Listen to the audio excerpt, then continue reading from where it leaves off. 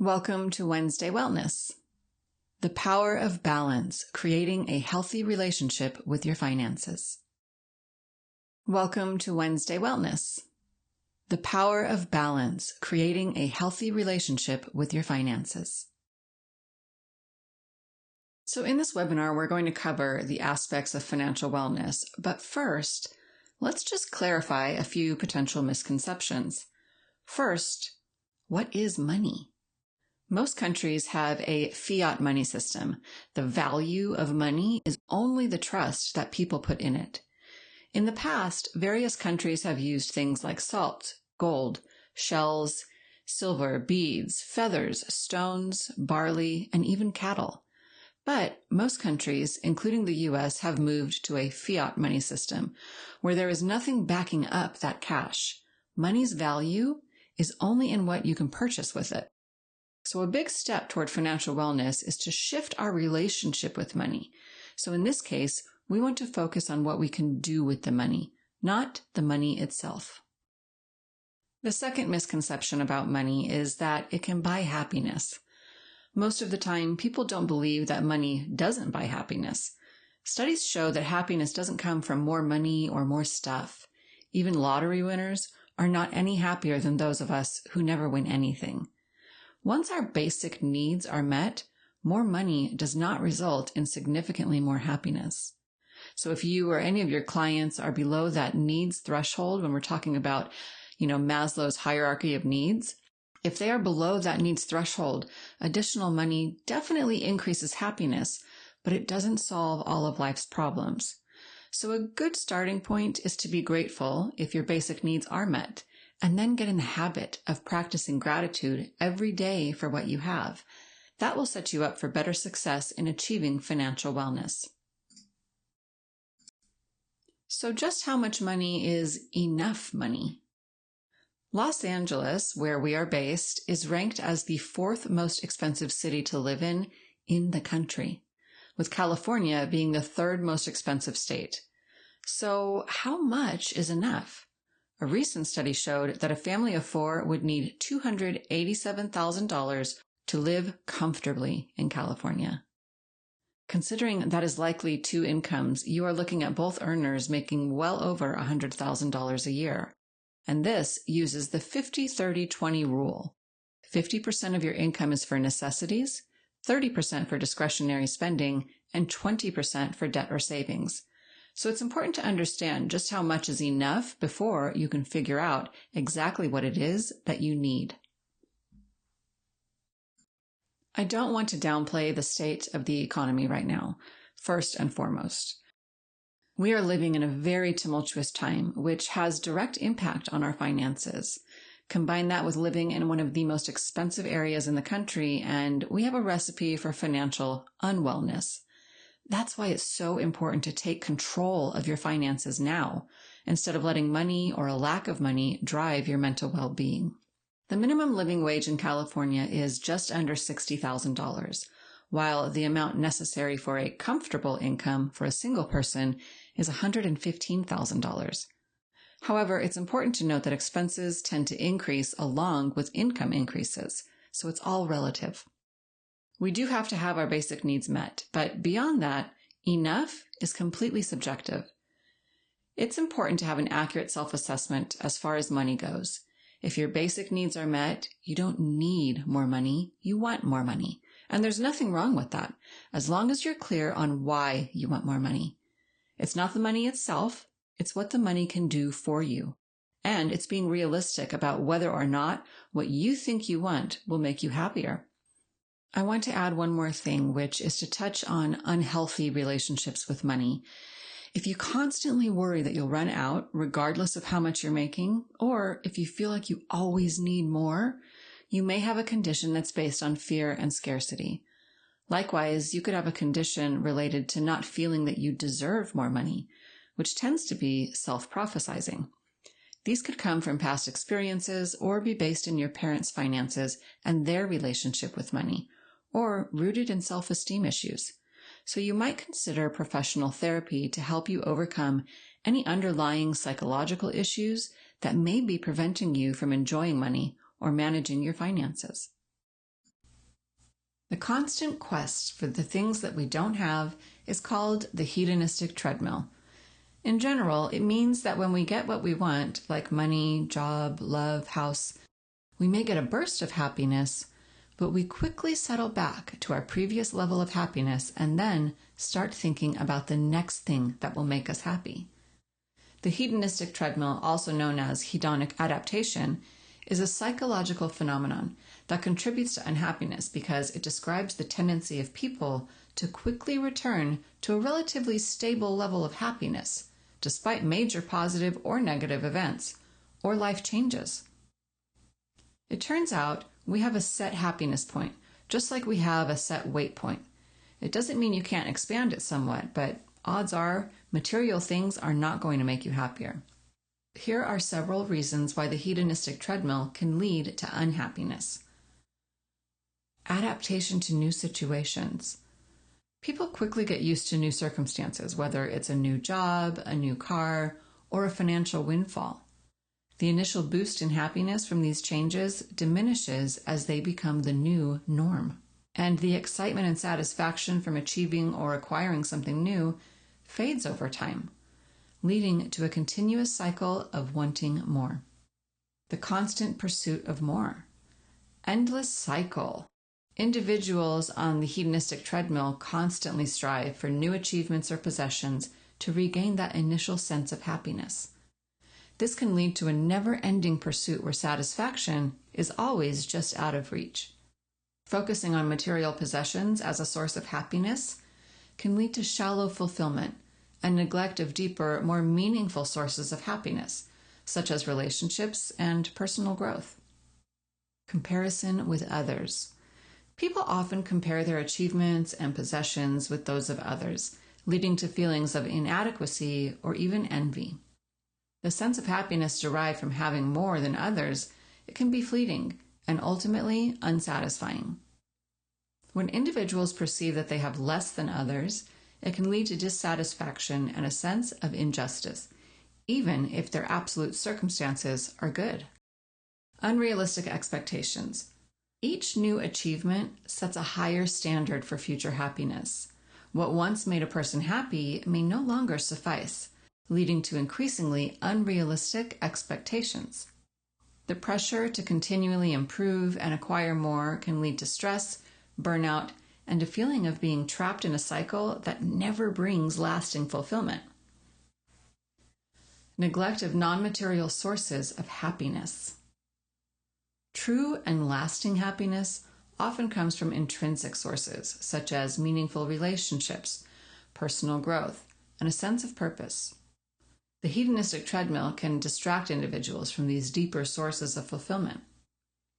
Focusing too much on material gains can lead to an imbalance in life, where important aspects such as health, family, and personal interests are neglected. There's psychological impact. As people habituate on positive changes, their ability to experience joy from these changes decreases.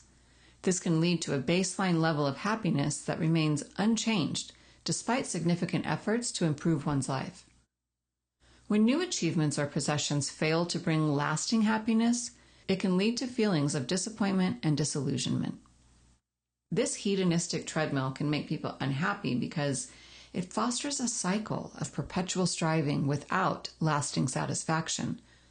By understanding this phenomenon, individuals can focus more on sustainable sources of happiness, such as building strong relationships, finding purpose, and cultivating gratitude for what you already have. If you've never created a budget before, that's okay. It's important that you're here now and taking that first step. So you'll want to calculate your fixed expenses. These are the bills that you pay that are the same each month. So like your rent, car payments, insurance premiums, tuition, etc. These are the things you have to pay each month. You'll also have variable expenses. These are not fixed amounts each month, but they are monthly expenses. These might include childcare, credit card payments, utilities, gasoline or public transportation, even medical expenses, home or car repairs, and groceries. Next, you'll want to take into consideration your discretionary expenses like gym memberships, streaming services, apps for phone or laptop, dining out, entertainment, vacations, and travel. These are non-essentials and things that you can survive without if necessary. So once you factor all of these together and then subtract from your income, how much is left? Is it enough? Sometimes we miss those little expenses when we try to create a budget. So I recommend maybe printing out your bank statement, going line by line and seeing what you spent your money on that month. And then if it's something that repeats month after month, you should be adding it to your budget. Now, once you look at everything, are you short? So if you find that your actual cash does not cover your basic needs plus additional wants, you're probably getting help from somewhere. You're either borrowing money, dipping into your savings, or using credit cards. These are short-term fixes. This is the time to look at what you can do to permanently fix this shortage. And if you're like most Americans, you're feeling the pinch right now. Post-pandemic inflation and, frankly, corporate greed have resulted in sky-high prices for both necessities and discretionary items. So if you are short or just barely squeezing by, look at your discretionary expenses. Are there any that you could at least temporarily halt? Can you reduce eating out or getting fast food or skipping Starbucks? Can you change any of your fixed expenses like less electricity, shop for cheaper insurance, etc.? Maybe use coupons or sales. And you can even band together for bulk shopping. Now, can you increase your income? That's another option. Renting out a room, maybe starting a side hustle, etc. And now how about interest or increased interest on your savings or investments?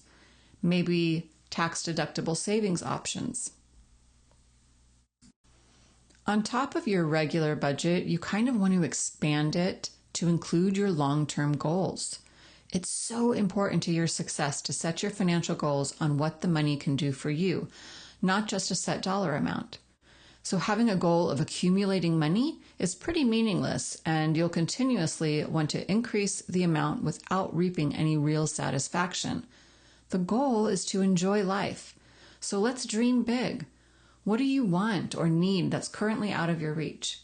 Instead of setting a dollar amount for your goal, think about why you want the money. Remember, money itself isn't really anything. So focusing on the thing and the joy it will bring you may make it easier to get excited about. So maybe you want a down payment for a house or a new car, college tuition, a luxury vacation, or a comfortable retirement.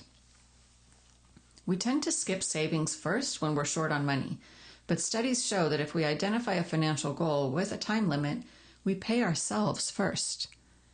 So if it's a really big goal, then you might want to break the goal down into sub-goals. If we're overwhelmed by our goal, we're going to quickly give up. So if you want to save $100,000 within 10 years, break it down to 10 sub-goals of $10,000 a year. That feels more doable. But if that still feels too hard, break it down into a monthly goal of $833 a month. It's fine to create a stretch goal, something that may feel just a little beyond reach, but you want to break it down so that it's not completely unrealistic, or your brain is just going to shut it out. So then once you have your goal identified, set it aside and instead come up with an intention every day that moves you closer to your goal. Consider that a coffee from a shop just about anywhere can cost from $5 to $10 a cup. If you get one each workday, that's $25 to $50 a week on coffee, and that's at least $100 a month. So now consider that a tub of gourmet coffee may cost you $20, but it will make you probably 50 cups of coffee. So while we're talking about these long-term goals, I want to talk about preparing for the future with confidence, even if you're starting small. Future planning isn't just about numbers. It's about protecting your family, lowering stress, and creating choices later in life. Many people avoid this topic because it feels complicated or for later. But small, intentional steps now can make a meaningful difference. Here are 4 key areas to think about. Retirement accounts. This is paying your future self. Retirement isn't only about stopping work. It's about maintaining independence and peace of mind. Even if money is tight, consistently contributing something matters. So why are retirement accounts important? Retirement accounts allow your money to grow over time, often with tax advantages. Some examples include workplace plans like a 401k, 403b, or a 457. And then we also have individual accounts. These are traditional IRAs, Roth IRAs. And now the key benefits of these is that contributions may reduce your taxable income depending on the type of account, and your money grows tax deferred or tax free over time. And then some employers offer matching contributions, and this is essentially free money. So if your workplace offers a match, try to contribute at least enough to receive the full match if possible. You want to start small and grow gradually. You don't need to jump to big contributions overnight. A practical strategy could be maybe start with 1 to 3% of your income, then increase by 1% each year or with each raise. Most plans even allow automatic increases. So time, not size, is the biggest factor. The earlier your money grows, the more powerful compounding becomes. Then let's talk about wills. This is protecting your wishes and your family. A will is not just for wealthy people. It's a basic document that answers who receives your belongings once you pass, who will care for minor children, who will handle your final affairs. Without a will, the state makes those decisions, which may not reflect your wishes and can create stress for loved ones. So to get started, it can be really simple and affordable. Basic templates or online services can help you do that. There's also legal aid organizations, and then there's estate planning attorneys, and this is really recommended for more complex situations. Review your will every few years or after major life events like marriage, children, divorce, a home purchase, etc. And now don't forget, this is really important. You also need a digital will. So with the advances of technology and virtually an app for everything, it's important to give your passwords and login information to your trusted person. They will need to be able to log in and close accounts out. Let's also talk now about family trusts, and these are useful just in certain situations. They aren't necessary for everyone, but can be helpful when you own a property or multiple assets. You want to simplify the process for your heirs, or you have minor children or a child with special needs, or you want more control over how and when assets are distributed, or you wish to avoid probate. This is the court process after death and can be very lengthy and complicated. A trust works alongside of a will, not instead of it. So because trusts can be complex, it's best to consult an estate planning attorney if you think one may be appropriate. Finally, review beneficiaries and important documents. This is a powerful, overlooked step. So make sure that you have beneficiaries listed on your retirement accounts, your life insurance, certain bank accounts. Make sure everything is current and accurate. These designations usually override what is written in a will. Also consider a power of attorney. So this is someone who can handle your finances if you're unable. An advance directive or your healthcare wishes. This is if you are incapacitated and can't make those decisions. These documents protect you and reduce burden on your loved ones during difficult times. So really the takeaway is that future planning is a gift to yourself and your family. Planning ahead isn't about predicting everything.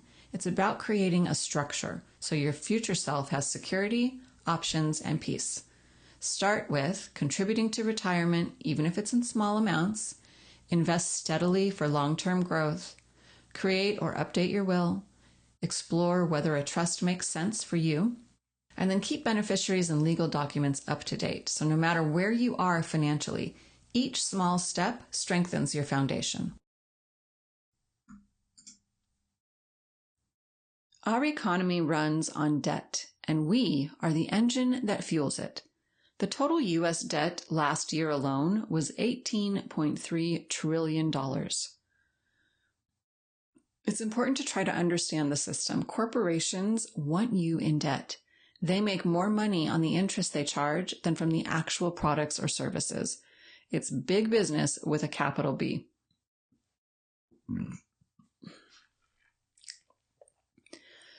Billions of dollars are spent in convincing you that you need something to be happy, and you can have And you can have instant gratification by buying it now, even if you can't afford it, by using your credit card. So again, this may require a shift in your relationship to money, specifically to debt. If you have credit card debt, don't just make the minimum payment. Start with your high... If you have credit card debt, don't just make the minimum payment. Start with your highest interest debt and make it a goal to pay it down as quickly as possible. Things like student debt can linger for years, so we aren't passing any judgment if you have debt. In fact, over 50% of U.S. households are at least $10,000 in debt, not including mortgage debt. If you do have to take out a loan or use a credit card, make sure that the reasoning lines up with your values and goals, like getting an education.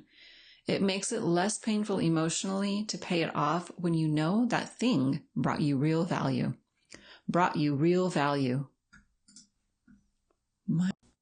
Understanding your emotions about money can be life-changing.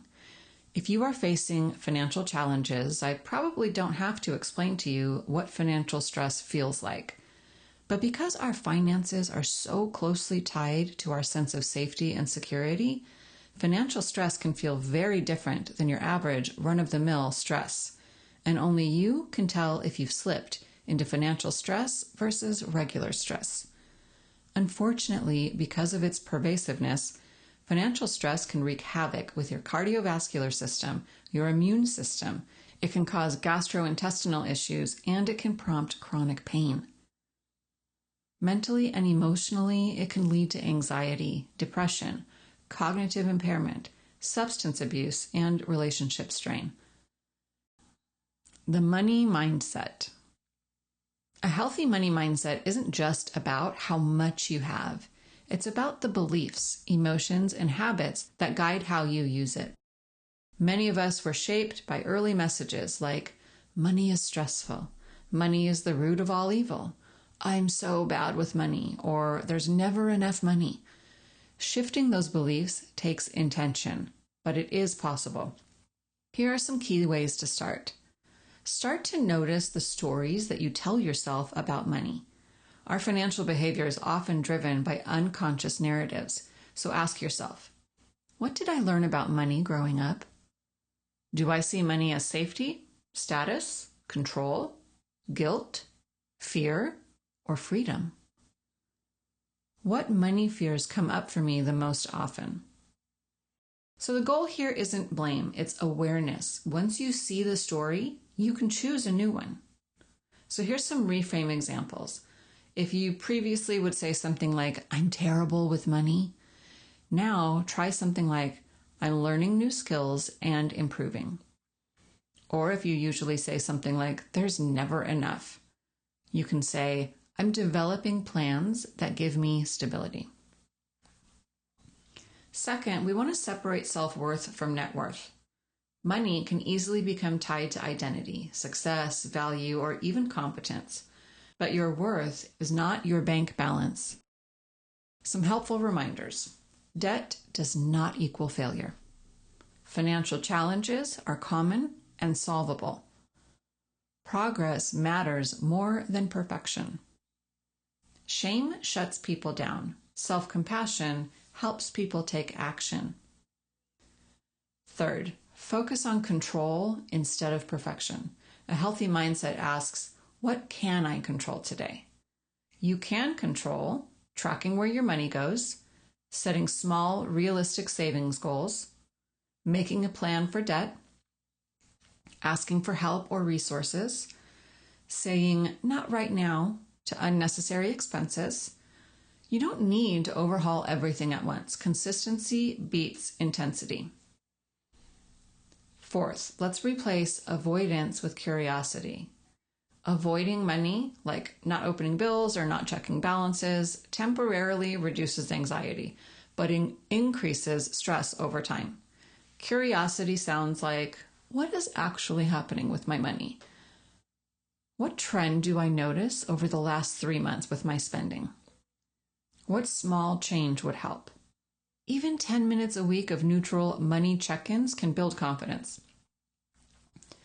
Fifth, align money with your values.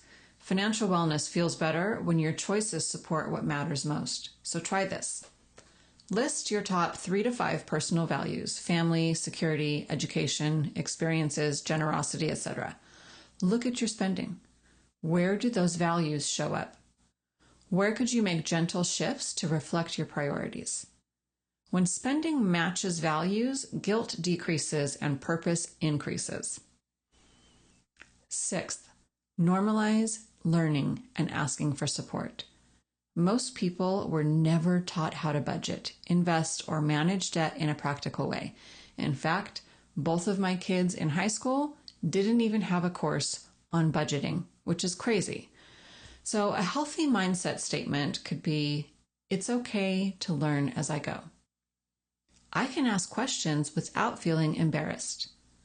Support is a strength, not a weakness. This could include financial coaches, credit counseling, trusted mentors, or even reputable online tools. And finally, celebrate small wins. Your brain needs evidence that progress is happening. Celebrate things like paying one bill on time, putting $10 into savings, calling to negotiate a lower rate, making a plan instead of guessing. Small wins compound and emotionally reinforce healthier money habits. So the bottom line is, a healthier mindset around money is about awareness instead of avoidance, compassion instead of shame, small steps instead of unrealistic overhaul, and values-based decisions instead of comparison. So when mindset shifts, behavior becomes easier and financial wellness grows steadily. Let's talk about how we not only eliminate debt, but further improve our relationship with money. So create a realistic budget and identify those financial goals. We want to minimize or eliminate debt. We want to save for the future by creating SMART goals and sticking to your plan. And we want to reduce or eliminate financial stress and change our relationship with money. Financial stress is going to happen. No matter what, it's there, it's going to happen. So how do we counter it? We can use mindfulness practices. It's such an important tool in managing finances and our stress. Mindfulness practices include something as simple as consciously breathing, meditation, yoga, journaling. Whatever method you can do regularly will work. Mindfulness practices also reduce judgment and resentment, so you can be kinder to yourself as you go through various financial processes. They improve our mental health by reducing symptoms of anxiety and depression. It helps us become more aware of our emotions and reactions, enabling us to respond to stressors more calmly and effectively. By reducing stress, mindfulness can help alleviate stress-related physical issues like high blood pressure, chronic pain, and sleep disorders. Mindfulness really fosters a sense of resilience and adaptability, helping us better cope with financial stress and other life challenges. Mindfulness can also help heal relationships, because if you are less stressed and have your emotions under control, you can better communicate and resolve conflicts. This doesn't just include your personal relationships, which are typically negatively affected by financial challenges, but your work relationships as well. Financial stress doesn't just stay home while you go to work, it affects you all of the time. So it's important that you get it under control, not just for yourself, but for others as well. Mindfulness can also help you save money. The simple act of consciously breathing can be extremely beneficial. For example, instead of whipping out the credit card, take several deep breaths and ask yourself if whatever you're about to put on the card and possibly pay interest on is really a necessity. Could it be an emotional purchase instead? Perhaps something you really want, but that could wait until you're in a better financial position? Mindfulness has been shown to help reduce impulsive spending, in addition to promoting more thoughtful financial choices. The increased emotional regulation we just talked about can prevent panic-driven financial decisions and foster a more balanced approach to financial planning. And the increased financial awareness mindfulness produces encourages a greater awareness of spending habits, helping us to recognize and address detrimental financial behaviors. So that increased awareness and improved focus and discipline can aid in the creation and adherence to budgets and financial plans. Resilience can help us stay patient and persistent in working towards long-term goals. with all of this being said, it's not enough to just create a budget. You have to actually follow it and stay aware of your own thought patterns and behaviors that might be getting in your way. When you find yourself thinking or believing that you don't make enough money in your job, consider the purpose of your work. There is a difference between how much you're paid and how much you're valued, and a definite difference in your happiness and life satisfaction related to doing meaningful work. Make your money work for you by earning interest and shifting your mindset to focusing on what your money can do for you. Practice mindfulness. And don't just do this budgeting and goal-setting exercise once. Revisit regularly. Circumstances change, so you may need to make adjustments. Stay aware. If you're trying to eliminate debt or practice new habits, remember that it doesn't happen overnight. Be patient and persistent.